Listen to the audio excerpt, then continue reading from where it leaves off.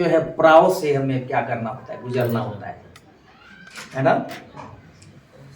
कष्ट भी आता है और उसमें खुशी भी होता है। जब हमारा रिश्ता बना होता है तो दुख में भी और सुख में भी हम क्या रहते हैं, उनके साथ बने रहते हैं। योग है ना। अभी एक हम गीत गा रहे थे, जीवन की राहों में आंधी तूफान का। ये जीवन जो है एक रास्ता में चल रहा है और इसमें आंधी भी आता है, तूफान भी आता है। हर परिस्थिति को सामना हम करते हैं ना, चाहे वो रो के करे चाहे हंस के करे, लेकिन करते हैं। तो हमने उसमें एक शब्द गाया था, आज्ञा देकर उस परिस्थिति को क्या करे, शांत बना मेरी नैया को पार लगा। तो हमारा रिश्ता उनके साथ है, इसीलिए हम उसको विश्वास करते हैं। एक रिश्ता होता है ना।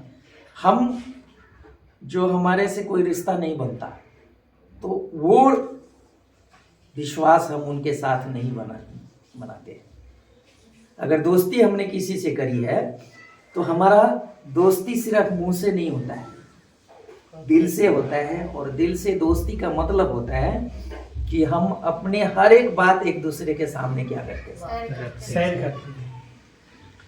तो क्यों करते हैं? क्योंकि हमारा उसके साथ लगाव रिश्ता बन चुका है। हमारी बात को वैल्यू देता है। किसी के भी साथ हम कोई भी बात शेयर नहीं करते, है ना।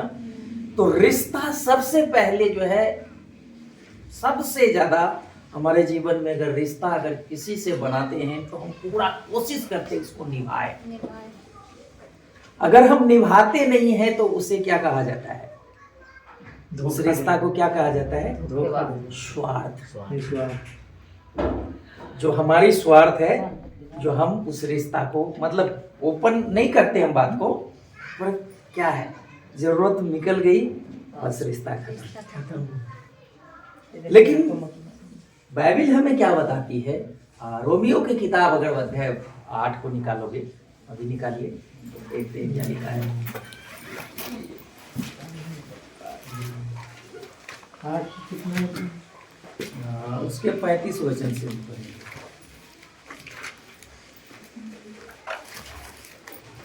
कौन हमको मसीह के प्रेम से अलग करेगा? क्या क्लेश या संकट या उपद्रव या अकाल या नंगाई या जोखिम या तलवार? एक ही होता है। हाँ, इसको जो है ना, एक एक करके अगर धीरे से हम पढ़ेंगे तो, कौन हमको मसीह के प्रेम से अलग करेगा? कौन हमको मसीह के प्रेम से अलग करेगा। यहाँ पर एक चैलेंज है, रोमियो 8:35। जो लेखक कहता है, जो बोल रहा है वो कि चैलेंज है। क्या है ये चैलेंज? को क्या बोलते हैं? चुनौती है। कौन मुझे, है ना, मसीह के प्रेम से अलग करेगा। अगर वैसे यहाँ की बात करें तो हम किसी व्यक्ति के सामने आप जाके खड़े होकर के कहते हैं, आजा जिसको इसको कुछ करने की किसी में हिम्मत है तो करके दिखा मेरे सामने, है ना, करके दिखाओ, दम है तो। चुनौती देते हैं। यहाँ पर एक चुनौती बोलते समय बोल रहा है, कौन मुझे मसीह के प्रेम से अलग करेगा। Hallelujah, hallelujah. कौन मुझे मसीह के प्रेम से अलग करेगा। उस विश्वास के बीच में कौन जो है आकर के तोड़ सकता है मुझे? एक पूरा विश्वास के साथ उस बात को बोल रहा है यार।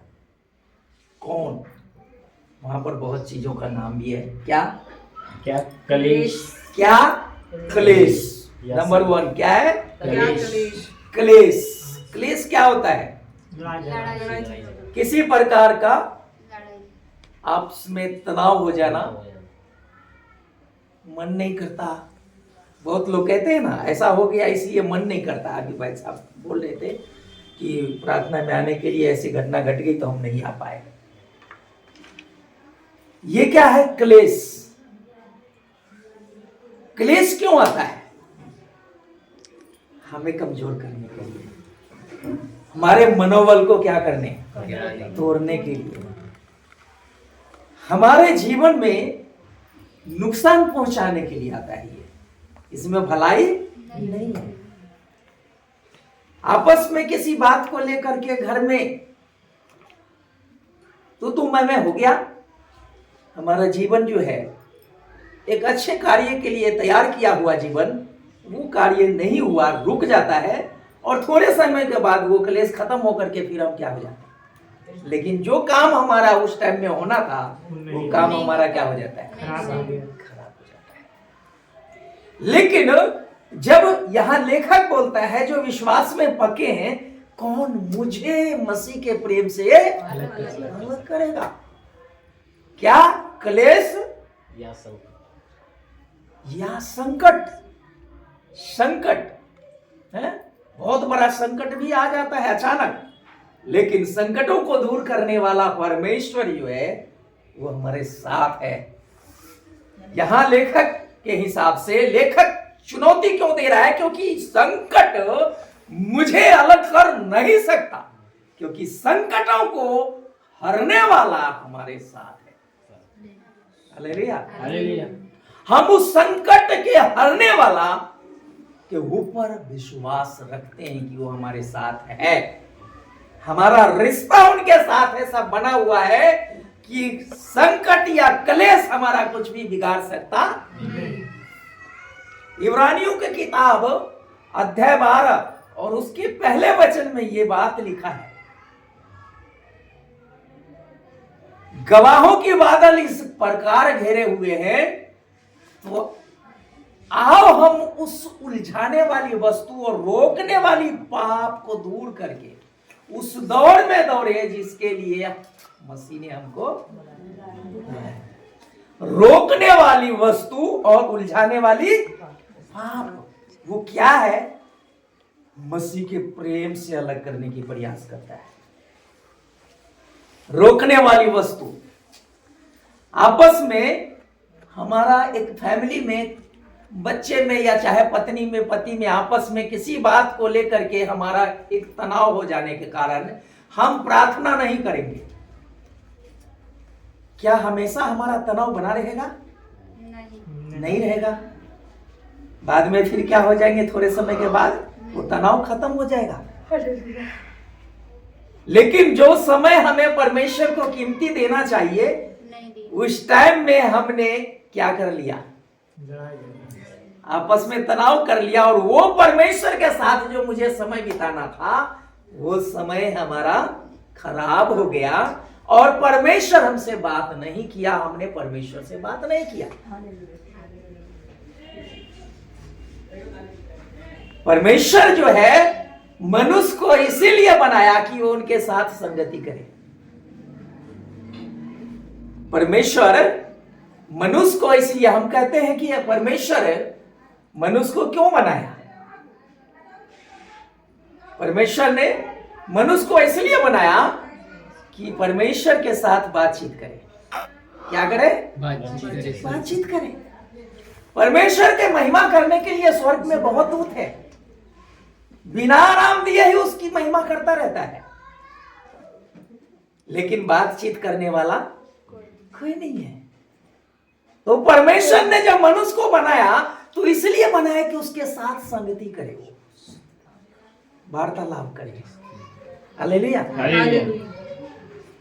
तो उस प्रेम को परमेश्वर ने जो किया, वो प्रेम प्रकट किया हमारे ऊपर, उस रिश्ता को उसने प्रकट किया। रिलेशन कुर्बानियां मांगती है।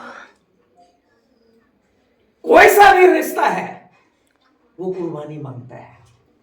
जब तक हम उसमें कुर्बानी नहीं देंगे तब तक हमारा रिलेशन बनेगा नहीं, तब तक रिश्ता बनेगा। एक स्त्री और पुरुष का जब एक होते हैं, जब शादी हो जाता है तो वहां पर भी कुर्बानियां होती है। वो क्या कुर्बानी होती है? जिस माता पिता ने पालन पोषण किया, वो बच्चे माता पिता को छोड़ करके चले जाते हैं। उस टाइम में दिल में दोनों को ऐसा होता है तो दिल रोते हैं, आंसू बहाते हैं, कुर्बानी है ना वो। इसलिए यहां पर परमेश्वर का वचन जो हमें बताता है, कौन मुझे मसीह के प्रेम से अलग कर सकता है? क्या क्लेश या संकट या उपद्रव या उपद्रव। उपद्रव क्या होता है? नहीं जानते। आप में से कौन जानते हैं? बिना बात को बढ़ाना, बिना बात का ताना मारते रहना, उल्टे सीधे दोष लगाते रहना, कुछ ना बोलो तब भी वो जबरदस्ती पीछे पड़ जाना, बिना वजह दिमाग को क्या करना, कोई मतलब नहीं, टेंशन देते रहना। वो चाहता है, जो उसके पीछे है वो चाहता है कि ऐसा कुछ करो, ये उल्टा कुछ बोले, ताकि इसके साथ कुछ ऐसी बातें हो जाए जो अशुद्ध हो जाए, परमेश्वर से क्या हो जाए, दूर हो जाए। जो पीछे है वो ये चाहता है, सामने व्यक्ति के इस्तेमाल जिसे वो करना चाहता है वो नहीं ऐसा, पीछे से जो उसके सपोर्ट है वो उसको वैसा बनाना चाहता है। लेकिन जिसका रिश्ता परमेश्वर के साथ है, जो परमेश्वर पे विश्वास करता है, उसके सामने परमेश्वर खड़ा है और वो उस व्यक्ति को जो उसको बर्बाद करने की प्रयास में है उसको कहता है, कौन मुझे मसीह के प्रेम से अलग करेगा?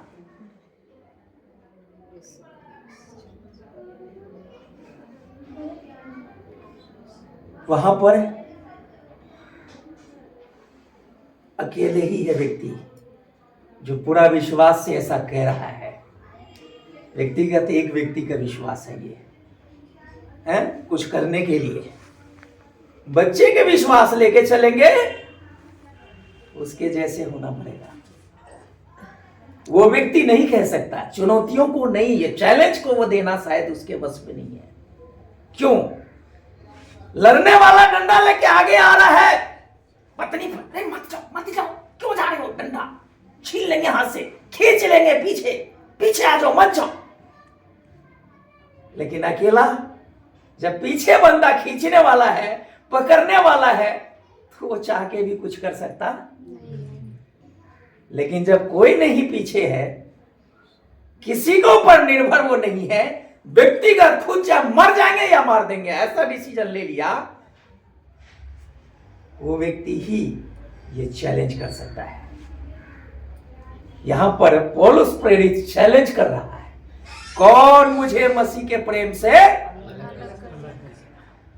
क्योंकि वो उस सत्य को जानता है, उसका विश्वास उनके ऊपर है, क्योंकि उसके साथ उसका रिलेशन गहरा है और वो अपने रिलेशन को बनाए रखना चाहता है। छूट जाए मुझे सब। अब्राहम को परमेश्वर ने आवाज दिया, अब्राहम अपने पिता का घर छोड़, अपने जन्म भूमि को छोड़ और वहां से निकल, मैं तुझे एक देश दूंगा जिसमें तुझे जाना है। अब्राहम ने पिता का मोह माया देखा, वहां लिखा है कि वो वहां से क्या हो गया, निकल गया। चाहता तो वो शायद नहीं भी निकल सकता था। अच्छा घर द्वार, अच्छा रहने का जगह, अभी इनको बताया निकल आज, जब भेजूंगा मैं तुझे। ना तो जगह का नाम परमेश्वर ने बताया, ना ही उस रास्ते में उस जगह में उसको कोई बिल्डिंग मिल रहा है, ना कोई वो जो है न रहने के लिए उनको जगह बताया गया। लेकिन फिर भी अब्राहम ने आवाज को सुन लिया और उसके साथ रिलेशन अच्छा होने के कारण, उसके साथ एक अच्छा एक विचार मेल मिलाप होने के कारण, बातचीत होने के कारण इतना ज्यादा अच्छा वो प्रेम में बंध गए कि उस रिलेशन के निभाने के लिए पिता के घर को क्या कर दिया, उसने छोड़ दिया। आजकल क्या है, हिस्सा तो मुझे चाहिए, मैं जा तो रहा हूं लेकिन छोड़ूंगा नहीं, वापिस आके हिस्सा लेके जाऊंगा, है? ये हिस्सा तो छूटता नहीं है, मार देते हैं एक दूसरे को। दो भाई अगर है तो एक भाई सोचते हैं कि जेब को क्या करे, मार देते हैं जो सारा हमारा ही हो जाए।